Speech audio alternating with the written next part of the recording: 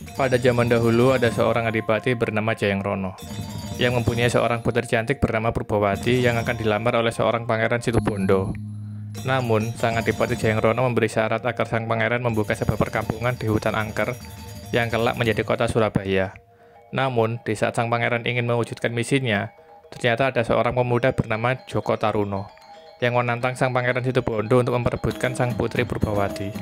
Dan karena dibantu oleh Joko Jumput, akhirnya sang pangeran Situbondo kalah. Dan Joko Taruno menghadap kepada Adipati Jayangrono untuk melamar sang putri Purbawati karena telah mengalahkan pangeran Situbondo. Namun, kelicikan dan kecurangan Joko Taruno terbongkar oleh sang Adipati Jayangrono. Dan akhirnya Joko Taruno dikutuk menjadi sebuah patung bernama Joko Dolok.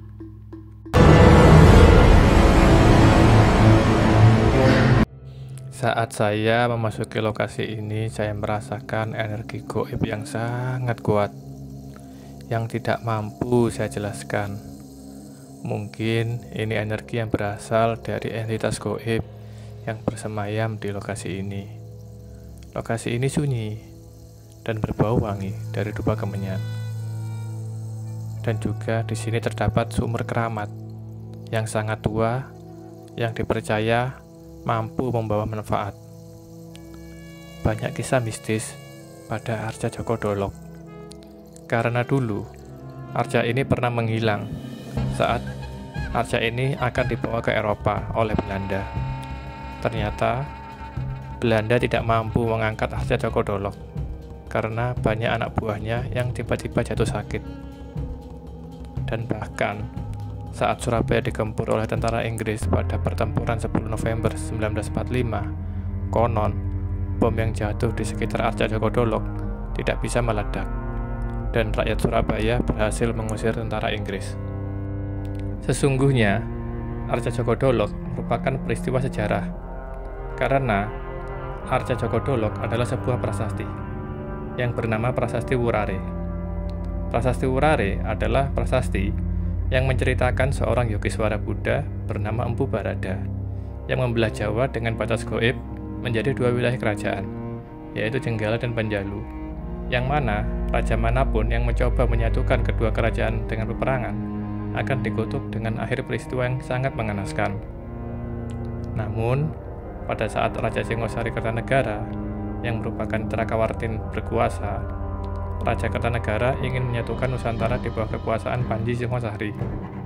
Terbukti dengan tindakan Raja Kertanegara saat menyilet telinga utusan dinasti Yuan, karena Singosari tidak sudi tunduk pada dinasti Yuan. Akhirnya, Raja Kertanegara melakukan ekspedisi penaklukan kerajaan di seluruh Jawa dan Melayu untuk mewujudkan ambisinya. Namun, Raja Kertanegara tahu bahwa ada batas gaib yang disegel oleh Empu Barada yang harus dicabut sebelum menguasai Jawa.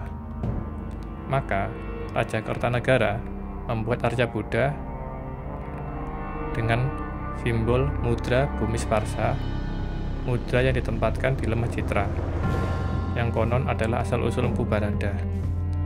Raja Kertanegara adalah penganut Tantra Bhairawa, yaitu ajaran kuno leluhur yang menggabungkan antara ajaran Siwa Bhairawa dengan ajaran Buddha dan Trayana.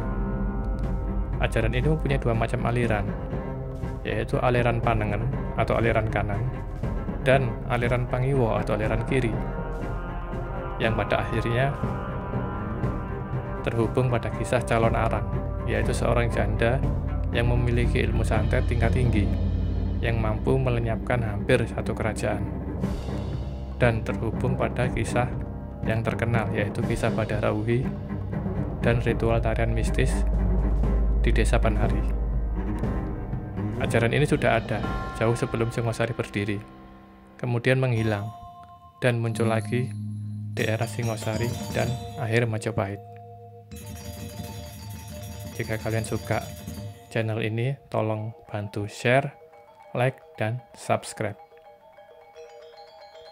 Terima kasih.